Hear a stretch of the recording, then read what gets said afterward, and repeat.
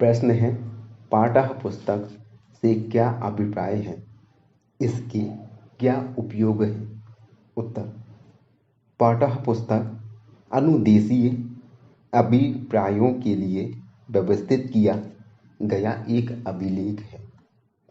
ऐसा माना जाता है कि जैसी पाठ्य पुस्तक होगी वैसा ही शिक्षण होगा।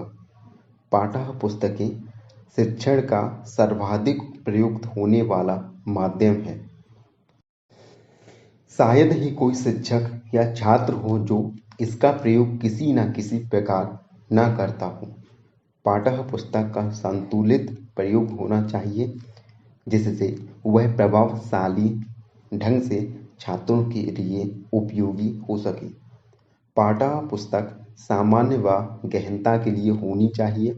इसका क्षेत्र विस्तृत होना चाहिए। गणित शिक्षण में इसका उपयोग निम्न प्रकार से हो सकता है। पहला, पाठ की प्रस्तावना हेतु। शिक्षण की सफलता छात्रों की अधिगम हेतु तत्परता पर निर्भर करती है। इसी प्रकार अधिगम में प्रेरणा का अत्यधिक महत्व है। छात्रों को उचित रूप से प्रेरित एवं मानसिक रूप से तैयार करने से पहले पाठ का आरंभ करना व्यर्थ है। अतः पाठ की सफलता हेतु उसकी उचित रूप से प्रस्तावना पर ही उसके आगे के शिक्षण की सफलता निर्भर करती है। पाठ्य पुस्तक का उपयोग एक प्रभावशाली माध्यम की तरह किसी नवीन पाठ की प्रस्तावना हेतु किया जा सकता है।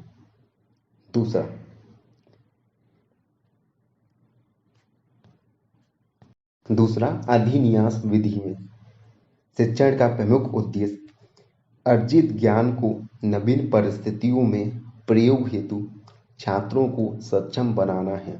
यह कार्य अभ्यास द्वारा ही संभव है। शिक्षक के लिए किसी भी प्रश्नावली के सभी प्रकार के प्रश्न छात्रों को करा देना संभव नहीं होता। इस कारण वह प्रत्यय स्पष्ट करने के पश्चात अधिन्यास विधि का प्रयोग करती है। पाठ्य पुस्तक अधिन्यास हेतु सशक्त साधन के रूप में प्रयुक्त की जाती है। तीसरा, उदाहरणों व चित्रों के प्रयोग के लिए पाठ्य पुस्तक में दिए गए उदाहरण का प्रयोग यदि उचित व अनुकूल वातावरण में किया जाए तो शिक्षण वास्तविक, रोचक एवं प्रभावशाली बन सकता है। अध्यापक दैनिक शिक्षण में भी पाठ्य पुस्तक में दी गई समस्याओं व चित्रों का प्रयोग कर सकता है। चौथा, ऐतिहासिक पृष्ठभूमि का ज्ञान देने के लिए किसी भी जीवन चरित्र या किसी की ऐतिहासिक विकास एवं आविष्कार के परिमार्जित में विकसित होने के इतिहास का ज्ञान देने के लिए पाठ्य वस्तु का प्रयोग एक प्रभावशाली माध्यम की तरह किया जा सकता है। अध्यापक छात्रों को इनके विषय में स्वयं में पढ़ने के लिए कहकर गणित में उनकी रुचि को विकसित कर सकता है। पांचवा, पिछड़े छात्रों के सहायक के रूप में सामान्यतः अध्यापन सामान्य छात्रों के लिए किया जाता है। स्वाभाविक रूप से पिछड़े छात्रों को अतिरिक्त सहायता की आवश्यकता पड़ती है। शिक्षक के लिए सदैव यह संभव नहीं होता कि वह उन पर विशेष ध्यान दे सके।